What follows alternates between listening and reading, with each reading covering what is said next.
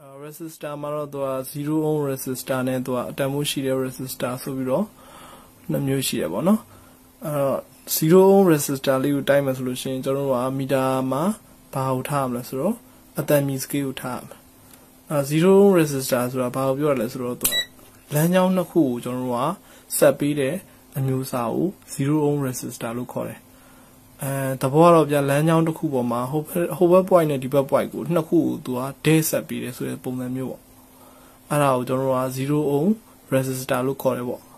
တကယ်လို့များအဲ့ဒီလိုမျိုး resistor လေးပြတ်ခဲ့မယ်ဆိုလို့ရှိရင်ကျွန်တော်တို့ကဖြုတ်ပြီးတော့လမ်းကြောင်းတစ်ခုဟိုဘက်ဒီဘက်ကိုကျွန်တော်တို့ခဲပုံဝေးလိုက်တယ်ဆိုလို့ရှိရင်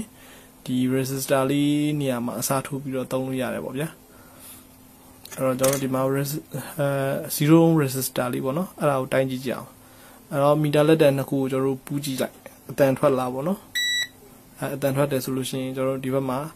0 ohm resistor လေးကိုတွားပြီးတော့မီတာလက်တန်တစ်ခုကိုအဲ0 ohm resistor လေးရဲ့ထိပ်မှာတွားပြီးတော့ထောက်ထားနောက်တစ်ဖက်ကိုကျွန်တော်တို့ကဒီဘက်0 ohm resistor လေးရဲ့ဟိုဘက်ထိပ်ပေါ့နော်အဲဒီဘက်ကိုတွားပြီးတော့ထောက်ကြည့်ဒါဆိုလို့ရှိရင်အတန်မီတာတွေ့ရပါလိမ့်မယ်သူကအုံတန်မိုးမရှိတဲ့ကြောင့်လို့သူကလမ်းကြောင်းဒဲဆက်ရုံပဲဆက်ပေးထားတယ်ဆိုတဲ့သဘောမျိုးပါ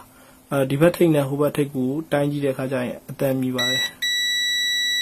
တနည်းအားဖြင့်ပြောမယ်ဆိုရင်တော့လမ်းကြောင်းရှိနေဆိုတဲ့သဘောမျိုးပါဒီလို resistor လေးတွေကိုတွေ့ရဆိုလို့ရှိရင်တော့ကျွန်တော်တို့လမ်းကြောင်းဆက်တဲ့ resistor လို့ resistor ကတော့ကျွန်တော်တို့တန်မိုးရှိတဲ့ resistor ပေါ့နော်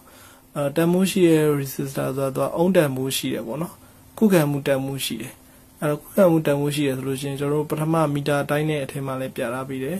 ဘယ်ကိုရွှေ့မလဲဆိုတော့စက်တာကိုကျွန်တော်တို့က200ကီလိုအုံးလောက်ရွှေ့မယ်ပေါ့နော်အဲ့တော့မီတာရဲ့စက်တာကို200ကီလိုအုံးလောက်ရွှေ့ပြရမယ်ရွှေ့ပြီးကျွန်တော်တို့ကခုနကပြောတဲ့အုံးတန်မှုရှိတဲ့ resistor လေးရဲ့ဟိုဘက်ထိပ်ကိုကျွန်တော်တို့ကမီတာလက်တန်လေးတစ်ခုနဲ့ထောက်မယ်ပေါ့နော်အနီးဖြစ်ဖြစ်အနက်ဖြစ်ဖြစ်ကြိုက်တာထောက်ပေါ့နော်ဒီဘက်ကကျွန်တော်တို့ကဒီဘက်ထိပ်ကိုကျတော့မီတာလက်တန်တစ်ခုထောက်မှာပေါ့